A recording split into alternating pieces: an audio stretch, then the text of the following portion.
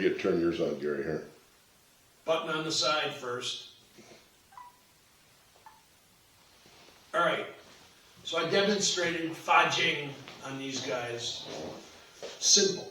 I mean, I wasn't in a martial art environment. It was just one single vibration that sent the body flying. And as I said on the earlier recording, I altered my aim to the ground because you went straight down. What, 4 feet? Normal, well, there is no real normal for Fa Jing and Tai Chi guys because most of them don't have any. Because you got to practice your ass off. You have to be the right student, the right teacher, the right system, and then you got to really work hard at it. I practiced 6 to 10 hours a day for the first 10 years. Everybody else in the school did 3 hours a week. Oh, they'll be good eventually. No, they drop out and they never get good. So when you learn Tai Chi, you have to spend hours doing it.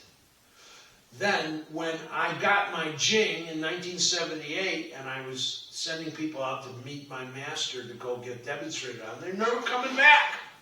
So I said, this has to change. So when you send somebody down, whether it's into the wall or down to the ground like I do, what happens is where your mind goes, you go. So when I go, come, you go where I'm aiming. And it's very cool, and it's very strange. What'd you feel? Nothing. Except I was standing up and then I was on the ground. So it's like that second disappeared. Yeah. What'd you feel? Likewise, I felt the touch of your forearm on my neck. Then, That was it. right, that's the explosion. Fa Jing is, so there's four Jings. Sung, Hua, Bi, and Fa. Sung is looseness. But when I say looseness, I don't mean surrender. I mean yield, like zero pressure. Sung, Hua means thickness, like Jiao. And then B is acceleration to make contact. But after Bijing comes Fa Jing, so the connection between Bijing and Fa Jing is seamless. So when I touched your neck and I shot the vibration out at the same time. That's why I didn't feel anything, because it's almost nothing, and then it's everything, and it's one vibration. And then there's 3 kinds of Jing. There's short power, long power, and cold power. Short power is many vibrations inside the body, but no movement. So you feel it. When I do short power on somebody, they feel like, whoa, what was that? Cold power is, and it spreads sideways, doesn't penetrate. And long power is that one, where I send you flying into a wall or into the ground. So I can throw somebody using my Jing, and they don't even get hurt when they hit the ground. They don't feel anything. They hit the ground like more gently than if they're putting themselves down on the ground.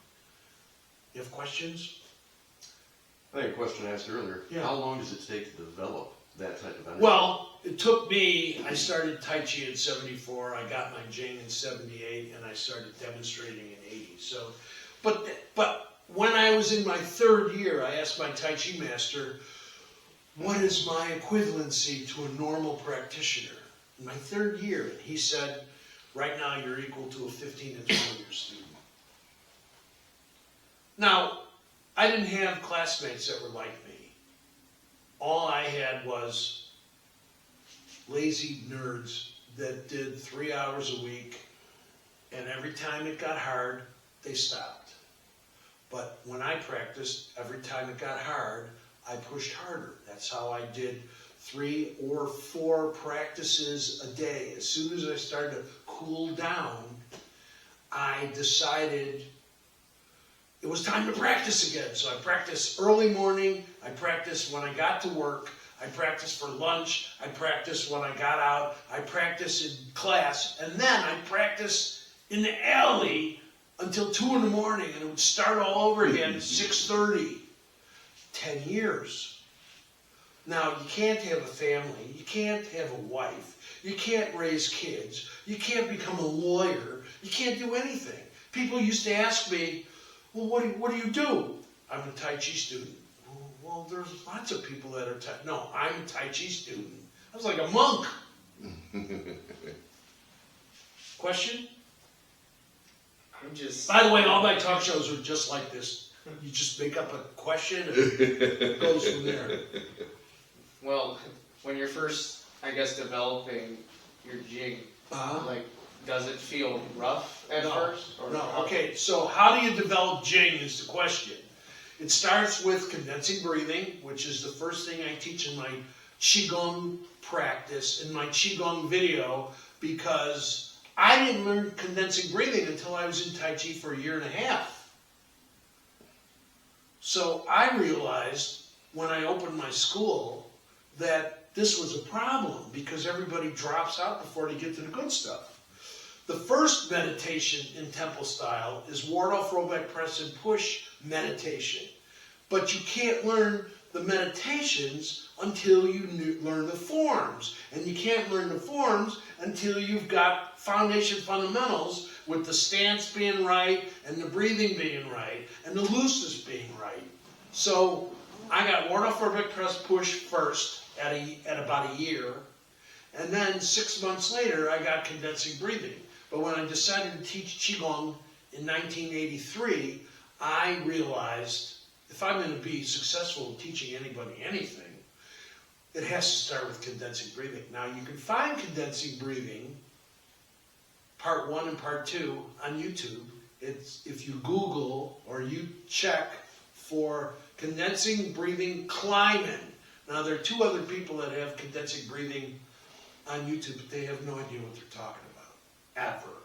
They're just, let the stomach expand. No, that's not it. It's sucking energy into the stick band, the center line, and blowing it out. And sucking it in and blowing it out. So, how many years do you have to do that before you can physically get it connected to your structure?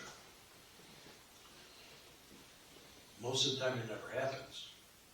But because I reorganized the system, I teach Qigong first. It takes 3 hours to learn, and then you do a half-hour daily practice routine. It's never going to get longer. I'm not going to come up with a better one. It's the first thing I created when I realized people needed a foundation. And the way I was taught, no one's going to learn it. They can't do it. It's too hard. It's too slow. It's too boring. Now, I teach Tai Chi, but I only take a Tai Chi student after they've gone through my Qigong first, which takes 3 hours. So you got condensing breathing, which is sucking energy in, storing it, not losing it, sucking energy in, storing it. Now you're going to do that for how long? As long as you want. That's just the first lesson. Then you got upward, downward, inward, outward, and Tai Chi stance meditation. Upward, downward meditation is not just the Tai Chi form of upward, downward, but it's the meditation in the form. So it's called the mind training. So suck in the palms, suck up the inside the thighs, squeeze your sphincter muscles on the inhale. On the exhale, blow out the fingertips. No one's teaching this. It's a secret. Okay, then you got inward, outward, then you got Tai Chi stance. That's just lesson 1 on the video. It's simple. It's totally organized. Question? I just need a minute to process. Yeah, go ahead. So, excuse me. So essentially, just like everything else, it's those building blocks, that foundation, that everything. My Tai Chi video on YouTube is called Foundation Fundamentals Climbing. If you look for it, you'll find it. It's exactly what I teach in my Tai Chi class on Skype. And you can learn temple style Tai Chi, but you have to do the basics. And I don't mean basics like a little of this and a little of that. I'm talking about you follow directions word for word. And my videos, every video I've ever made, is in real time. So if I want you to do something for 17 minutes, I'm doing it with you for 17 minutes. Everybody else makes videos where they do something for 2 minutes and they expect you to go off in the corner and do it, and it never happens. You didn't learn Hapkido that way. Correct. Yes. You didn't learn anything else that way. And because my first martial art teacher was world class, one of the original 12 Taekwondo masters, Mr. Shuai Jiao, he was trained by General Shuai. There were 12 of them, then sent out into the world to teach Taekwondo. So basically, he was my martial art father. Now, my father taught me how to be a man, but Mr. Han taught me how to practice. So I learned how to practice in Taekwondo, but I learned what to practice when I switched to Tai Chi. And he was pretty angry at me leaving. However, my first Qigong student, before I created the system in 1983, my first Qigong student was Grandmaster Han. My second Qigong student was Dr. Ian Moon, my acupuncture teacher. This was years before I formatted for you and everybody else. These guys watched me, and Mr. Han called himself a Qigong master for the rest of his life. He was a 8th degree, 9th degree Taekwondo guy, 6th when I met him. So he was 40 and I was 21. I was a kid. But I also had dinner with him and his family 3, 4, 5 times a week. And I asked him to please treat me different than everybody else. I said, I want to be the hardest working American student you ever had. And when everybody else was taking breaks, he was holding me down. When everybody else was drinking water, he was holding me down. And he'd show me something, he'd say, now go do it 200 times.